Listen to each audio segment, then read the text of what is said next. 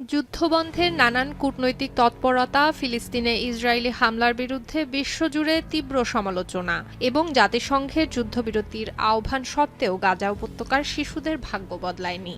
জাতিসংঘের তথ্যমতে এই সংঘাতে প্রাণ হারিয়েছে হাজার হাজার শিশু, আহত অসংখ্য। ধ্বংসস্তূপের নিচে এখনও নিখোঁজ রয়েছে অগণিত শিশু।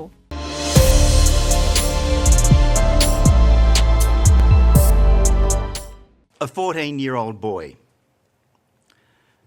He was shot by an Israeli military patrol as he was leaving his house. The patrol had been in the area, but at the time there had been no fighting taking place. Over a period of 45 minutes, while this 14-year-old boy bled to death. পাশাপাশি তীব্র অপুষ্টি, স্বাস্থ্যসেবার অভাব এবং রোগের কারণে শিশুদের জীবনযাত্রা যেন এক অন্তহীন দুর্ভোগের নাম।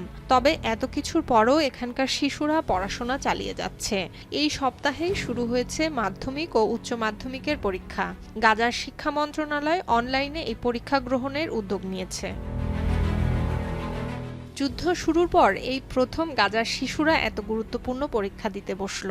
সবাই ভালো ফলাফলের জন্য মরিয়া। এই পরীক্ষাগুলোই হয়তো তাদের ভবিষ্যৎ ঠিক করবে। বিশ্ববিদ্যালয়ে কি নিয়ে পড়বে তা এখনো অনিশ্চিত। অনেকেই মেডিসিন, ফিনান্স, বিজনেস অ্যাডমিনিস্ট্রেশনের মধ্যে কোনো একটি বিষয় পড়তে চায়। ভালো ফল করতে পারলে বিদেশে একটি বৃত্তি নিশ্চিত হতে পারে। তাদের আশা, এতে করে গাজার কষ্টকর জীবন থেকে বেরিয়ে একটি ভালো ভবিষ্যৎ গড়া যাবে। এজন্যই প্রতিদিন ভোরে ঘুম থেকে উঠে ঘণ্টাখানেক হেঁটে তাদের পরীক্ষার জন্য নির্ধারিত ক্যাফেতে পৌঁছে যায় শিক্ষার্থীরা। হাতে গোনা কয়েকটি ক্যাফেতে অনলাইনে পরীক্ষা দেয়া যায়। তার মধ্যেও যেখানে ভালো ইন্টারনেট সংযোগ রয়েছে সেখানে বসতে হয়।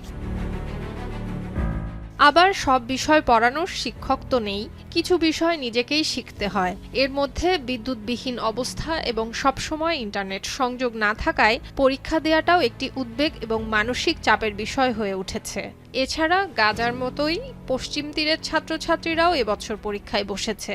তবে তারা স্কুল এবং পরীক্ষার হলে গিয়েই পরীক্ষায় অংশ নিতে পারছে। আল জাজিরা তথ্য মতে ২০২৩ সালের অক্টোবরে হামাস ইসরায়েলের যুদ্ধ শুরুর পর থেকে গাজার শিক্ষা ব্যবস্থা কার্যত অচল।